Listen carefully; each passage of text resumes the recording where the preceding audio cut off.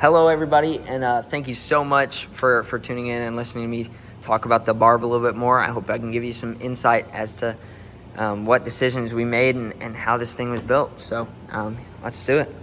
So right here at the start, we have a shaft. It's a 1/2-inch hex steel shaft. It acts as a dead shaft. It's tied in here and on the other side, mirrored, and it has 2 bearings in the middle. That's really what it's sitting on, is 2 bearings right here that are tied into these 1/8-inch plates. And all those 3D prints and the 1/8-inch plates and the sprockets are all tied in through a through bolt. So this is where it gets power, through the sprocket and chain. As you can see, everything's moving together. So that's where it's powered. Second main part of this climber is this front portion here. This right here is how we actually get the cage within our robot. It's these 2 stack ups right here. They're really important. So they're tied with a bungee. Our bungee's what makes this whole thing work. And it's really cool. It pulls it back out to the starting position here. You can see it's just tied off to the back. That's the bungee right there, that white dot. So as the cage comes in, I'll demonstrate that just momentarily. It'll snap back out once the cage passes it, and at that point, we can drive backwards and then start our rotation. So that's awesome.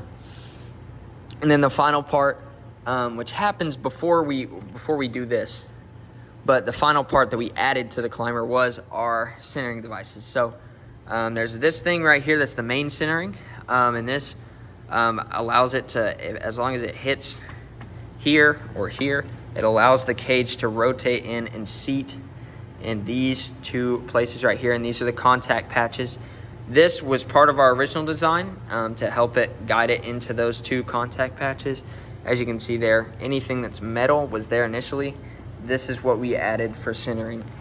And then the second part of centering, the cage could get into this little crevice right here if it hit it just right.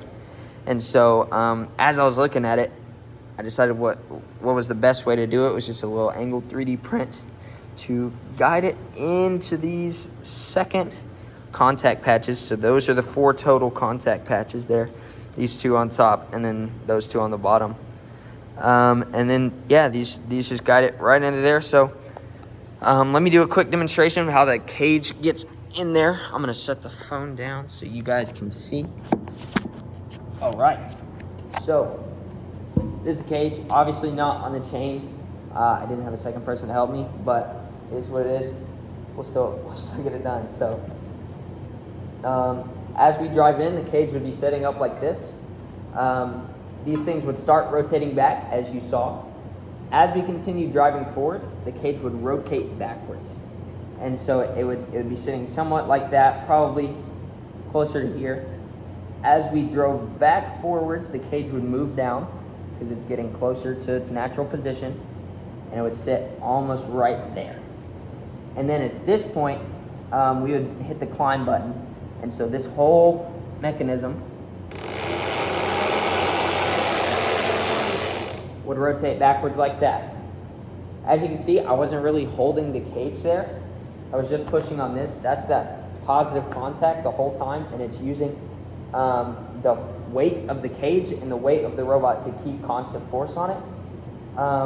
You can see that grip tape's just holding it in place just fine, even without any weight on it. So yeah, that's kind of how it works, and that's kind of where the cage would end up at the end of a match. It might be slid down a little bit more, maybe about there. So if you scroll down a little bit farther on the page, you can see this actually climb on the barge with it hanging from the chain. But yeah, thank you so much. We appreciate you. Thank you.